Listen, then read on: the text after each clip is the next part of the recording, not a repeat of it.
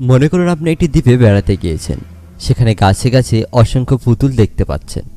সাধারণ কোনো পুতুল নয়, হাত পা ছেঁড়া, গলা কাটা, বীভৎস সব পুতুলের দেখা পাচ্ছেন চতুর্দিকে।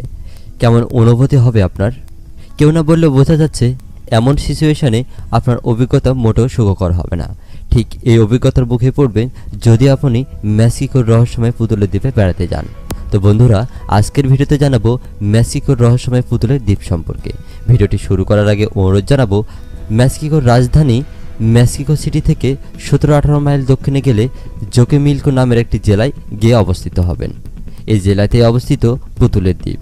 এই দ্বীপ জুড়ে রয়েছে পুতুল আর পুতুল, যে সে পুতুল নয়, ভয়ঙ্কর আর বিকৃতি ধরনের পুতুল। কোনটিরও হাত পা নেই, কোনটির আবার মাথা নেই। দেখলে মনে হবে যেন টেনে ছিঁড়ে ফেলা হয়েছে মাথা। শুধু যে দেখে ভয়ঙ্কর তা কিন্তু নয়, এ দ্বীপকে ঘিরে অনেকবার ঘটেছেন ভয়ঙ্কর সব ঘটনা। এসব ঘটনা শুনলেও ভয়ে আপনার গা শিরে উঠবে। প্রায় 80 বছরের আগের কথা। তখন এই দ্বীপে মানুষ বাস করত, যদিও তখন থেকে গাছে ঢাকা এই দ্বীপ ছিল শীতল আর অন্ধকারময়। এক সন্ধ্যায় 3 জন মেক্সিকান শিশু পুতুলের বিয়ে দিচ্ছিল এখানে। খেলতে খেলতেই 3 জনের একজন নিখোঁজ। অনেক খোঁজার পর দ্বীপের পাশের একটি খালে পাওয়া গেল তার মৃতদেহ। তারপর থেকে ভয়ে আর কেউ ওই দ্বীপের ত্রিসীমানায় মারায়নি। এই ঘটনা 30 বছর পর 1950 সালের দিকে ডন জুলিয়ান সান্তানা নামের এক যাজক এই দ্বীপটিতে আসেন নির্জনে তপস্যা করার জন্য। তার বর্ণনায় ফুটে ওঠে এই দ্বীপের রহস্যময় ঘটনাগুলো। জুলিয়ানের ভাষ্য অনুযায়ী দ্বীপটিতে আশ্রয় গড়ে তোলার পর থেকেই তার সঙ্গে মৃত শিশুটির আত্মার প্রায় কথা বলতো। শিশুটির আত্মা জুলিয়ানের কাছে পুতুল এনে দেওয়ার বায়না করত।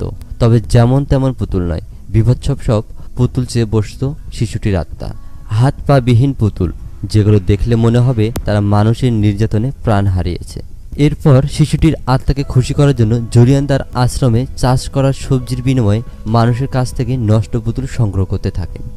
জঙ্গলে এনে গাছের ডালের সঙ্গে এগুলো বেঁধে রাখতেন তিনি। এমনইভাবে হাজার হাজার কুড়িয়ে পাওয়া কিংবা কিনে আনা পুতুল দিয়ে জুলিয়ান গড়ে তোলেন মৃত পুতুলের দ্বীপ। এরপর একদিন জুলিয়ান তার ভাইয়ের ছেলেকে নিয়ে সেই অপয়া খালটিতে মাছ ধরছিলেন, যেখানে লাশ পাওয়া গিয়েছিল মৃত শিশুটির। সেই সময় জুলিয়ান হঠাৎ খেয়াল করলেন পানির নিচ থেকে তাকে কারা যেন ডাকছে। তাদের কাছে যাওয়ার জন্য কেউ অনুরোধ করছে। সব ঘটনা তিনি তার ভাইয়ের ছেলেকে বলার পর তারা মাছ ধরা বন্ধ করে চলে আসেন সেখান থেকে। কিন্তু এর কিছুদিন পরেই ওই খাল থেকে পাওয়া যায় জুলিয়ানের নিথর দেহ।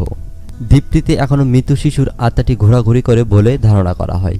মাঝে মাঝে শোনা যায় সব ভয়ঙ্কর আওয়াজ।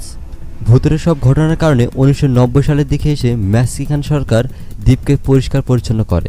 পর্যটন অঞ্চল বানানোর জন্য দ্বীপটিকে ন্যাশনাল হেরিটেজ হিসেবে ঘোষণা করে। কিন্তু পর্যটকরা ভয়ঙ্কর এসব পুতুল দেখে মনে হয় রাতের ঘুম হারাম করতে চান না, তাই তারা কখনো আসেন না এখানে। যেসে এসে ভয় পাওয়ার মানুষ খুব কমই দেখা যায়। তাছাড়া কেই বা চায় রাতে ভয়ঙ্কর দুঃস্বপ্ন দেখতে। তাই এই দ্বীপে এক এক মৌসুমে 20 থেকে 30 জনের বেশি পর্যটক দেখা যায় না। তো বন্ধুরা, আজকের মতো এখানে শেষ করছি। ভিডিওটি কেমন লাগলো তা অবশ্যই কমেন্ট বক্সে জানাবেন। এরকম নতুন নতুন ভিডিও পেতে আমাদের চ্যানেলটি সাবস্ক্রাইব করে পাশে থাকা বেল আইকনটি প্রেস করে রাখুন। আল্লাহ হাফেজ।